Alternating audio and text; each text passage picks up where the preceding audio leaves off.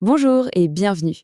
Aujourd'hui, on va plonger dans la psychologie qui se cache derrière les messages qui ne sont pas seulement lus, mais qui restent, qui nous trottent dans la tête.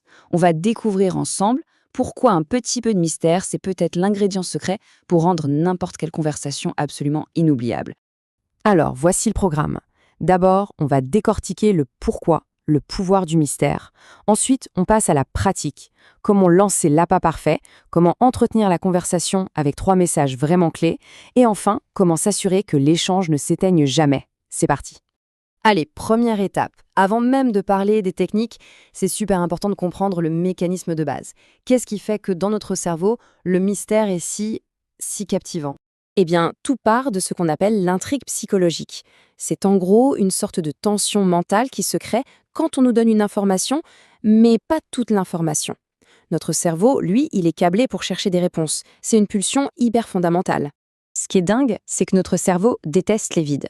Il fonctionne un peu comme une machine à résoudre des énigmes en permanence.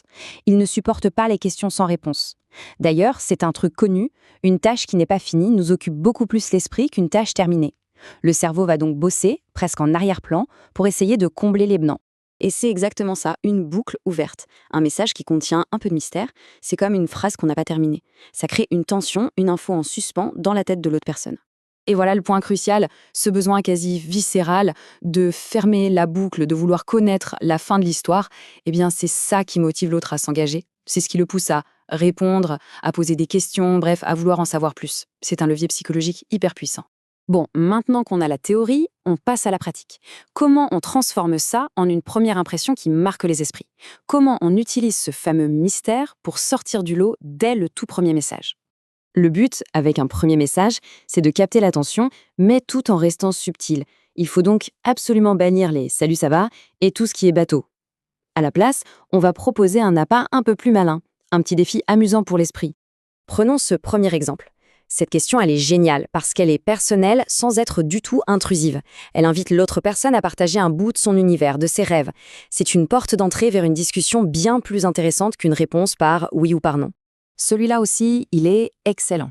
C'est un petit dilemme amusant. En forçant un choix entre deux options un peu extrêmes, la question révèle des traits de personnalité. Est-ce que la personne est plutôt du genre aventurière ou casanière? On va bien au-delà de la simple salutation, on touche directement à ce qui la fait vibrer. On arrive maintenant au cœur du réacteur, si on peut dire. Les 3 types de messages qui sont vraiment la base de cette méthode pour garder l'intérêt vivant et créer une vraie connexion. Le premier, c'est le plus direct, le message mystérieux. Là, l'objectif est purement stratégique. On veut créer une boucle ouverte pour s'assurer que l'autre personne continue de penser à nous,